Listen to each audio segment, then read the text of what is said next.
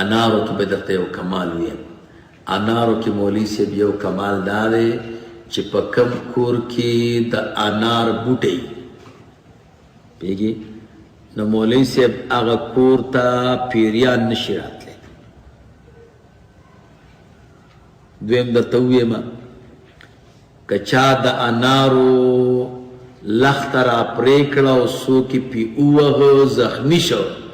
بیا دا زخم نه روغېږي پوهېږي. دریم درته ووایم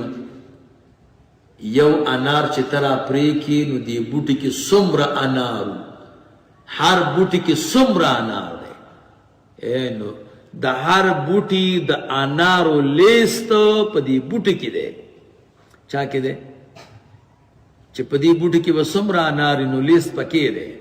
نو د انار به راوالي او خلاص به یې کړي دانې به وشماري په یو انار کې چې څومره دانې دا د دې ټول بوټي د انارو شماره ده چې د آفت نه وساتلی شي بشرط شی ګوره څه شي که فکر مو کړی بعضې لاندې وغورځېږي که نه باد سره طوفان سره وغورځېږي چې د آفت نه وساتلی شي نو دې بوټي دومره انار کړي. څلورم درته ووایم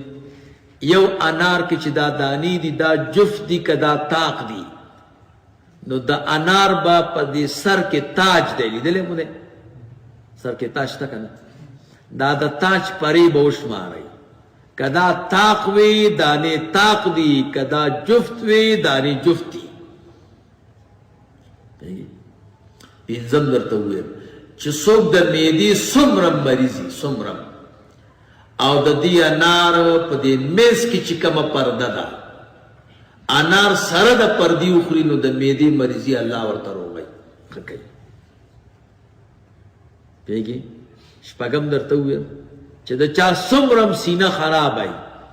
او د انارو پوټکی جوش کی او دا اوبه یې وچکي سینه یې الله روغی. یو کتاب دی شرح شرعة الاسلام نوم او په هغې کې دا واقع لیکلې ده د امام ابوالقاسم رحمه الله خوب دی دا عالم وی ما خوب ولیده خوب کې ګورم وی بیت المقدس ته لاړم او چې مونځ مې وکړ نو بیا ویده شوم بیت المقدس کې نو خوب مې ولید. خوب کې یو ښایسته تخت راغی هغه د بیت المقدس په دې اویلۍ کې کېښودلی شو او نورانی مخلوقات را داخل شو چې داسې نورانی مخلوقات ما نه ولیدلي. پوښتنه مې وکړه دا څوک دي؟ وی دا انبیاء کرام آدم علیه السلام ابراهیم علیه السلام نوح علیه السلام. ځان سره مې فکر کوم چې دا دومره اولوالعزم رسولان په ځمکه ناست دي نو په تخ خو څوک نه دي وسلم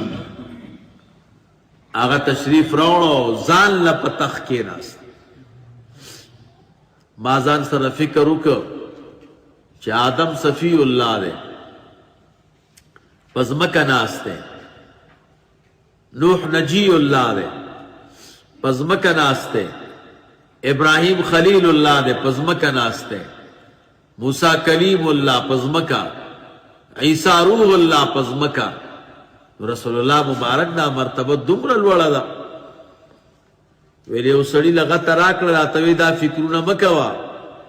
دا ټول انبیا د نور نه پیدا دي. وی بیا دې کې خبرې شروع شوې موسی علیه السلام پورته شو رسول الله مبارک صلی الله علیه وسلم ته وفرمایل چې تاسو یو خبره کړې ده